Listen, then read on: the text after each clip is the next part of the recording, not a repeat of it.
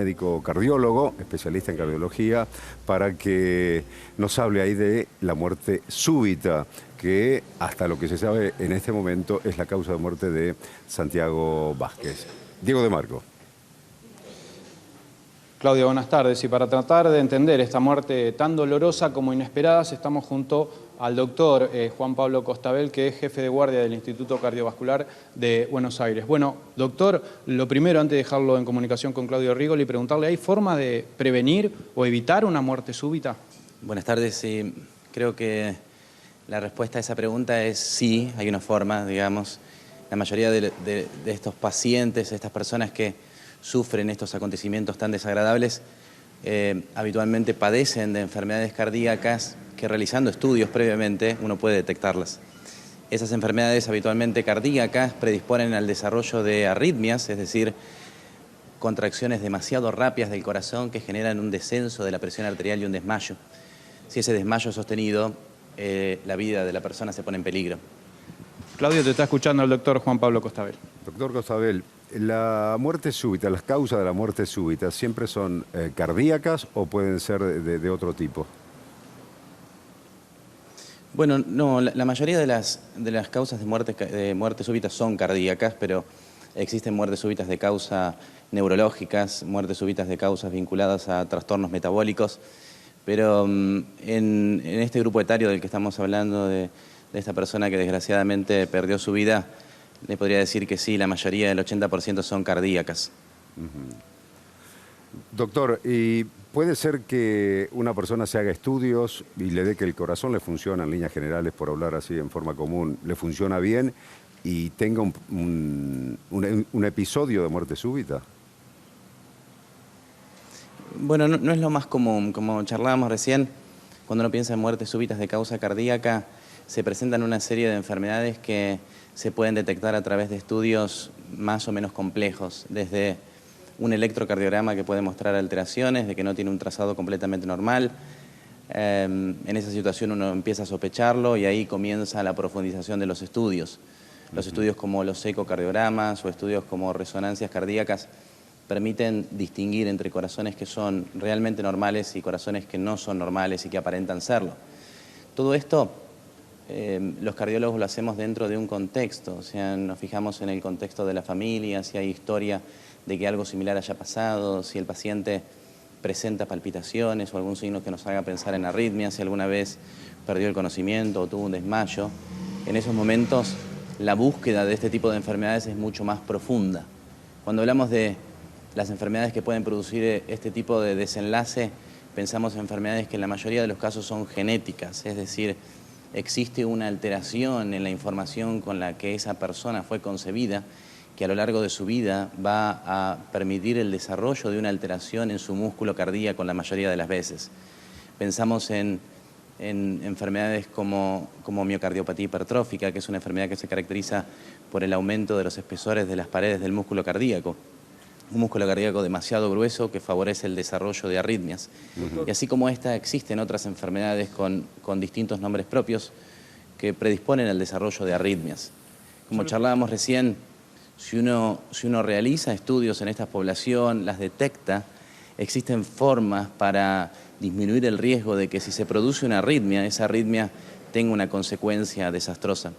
Doctor, entiendo lo que explica. Usted dice, si algún antecedente familiar hubo en la historia genética de la familia, es importante hacer un estudio complejo para detectar. Ahora, si no existió, ¿puede existir igual una muerte súbita? Que un joven de 26 años no haya hecho nunca, deportista y demás, un estudio complejo, digamos, y que no le haya saltado nunca en un electro común una pequeña arritmia o como le llamen ustedes, digamos, ¿puede aún así, con todo este contexto, existir la muerte súbita? Bueno, la respuesta es que sí, en ese contexto igual puede existir, lamentablemente, pero digamos, como no tenemos detalles de lo que pasó realmente con este chico, yo no podría profundizar particularmente en este hecho. Sí podría decir que desde el examen físico de los pacientes, la auscultación cardíaca, la búsqueda de soplos, las alteraciones en el ritmo cardíaco que uno puede auscultar y estudios a lo mejor sencillos como un ecocardiograma, uno ya puede detectar alteraciones que lo hagan pensar en que el paciente se encuentra en riesgo de alguno de estos eventos.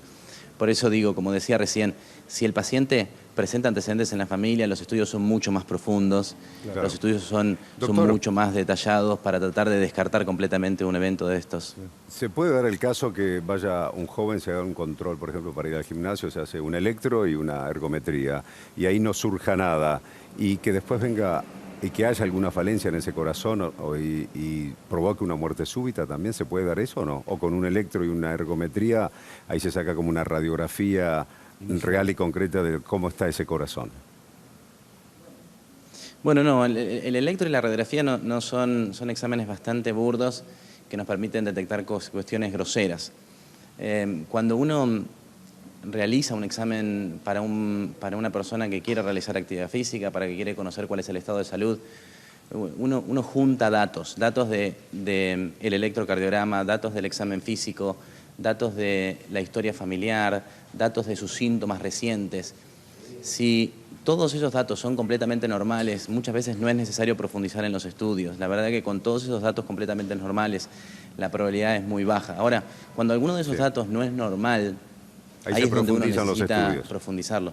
Claro. Lamentablemente, y como vuelvo a decir, o sea, sin querer hablar específicamente de este caso, no puedo porque no tengo información para hacerlo, pero lamentablemente cuando ocurren estos hechos y uno revisa la historia de estos pacientes muchas veces tenían anormalidades detectadas en estudios sencillos que no se les dio la trascendencia No se que a lo mejor profundizaron los era estudios. necesario, Claro. producto de que, claro, porque uno ve chicos que lucen sanos, chicos saludables, chicos que hacen actividad física y que a lo mejor no tienen ningún síntoma, y entonces uno tiende a subestimar los hallazgos de un estudio como el electrocardiograma, o a lo mejor dejar de preguntar insistentemente en la historia familiar. Por eso es que, digamos, desde nuestra institución, desde el ICMA, el interés es decir, bueno, hagamos los estudios para estos chicos, veamos, porque con las herramientas que tenemos podemos detectar, como dijo usted, lamentablemente hoy por hoy no podemos detectar el 100% de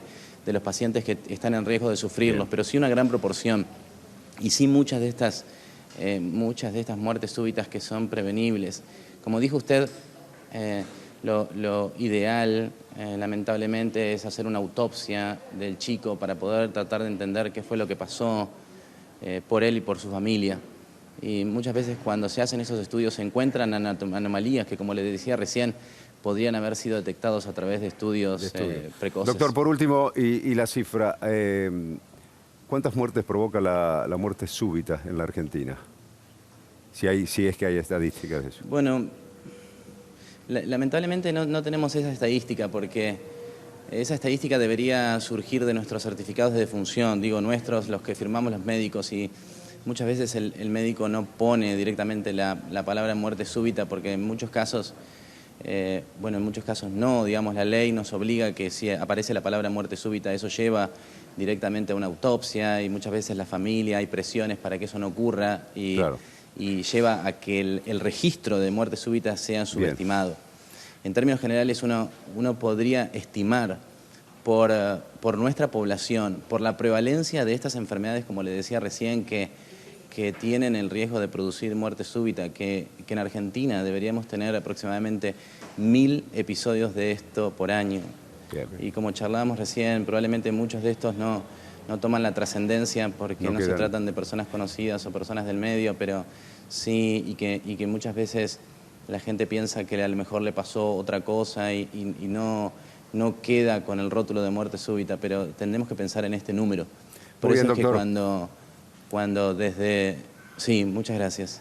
Muchísimas gracias por este contacto, doctor. Hasta cualquier momento. No, gracias.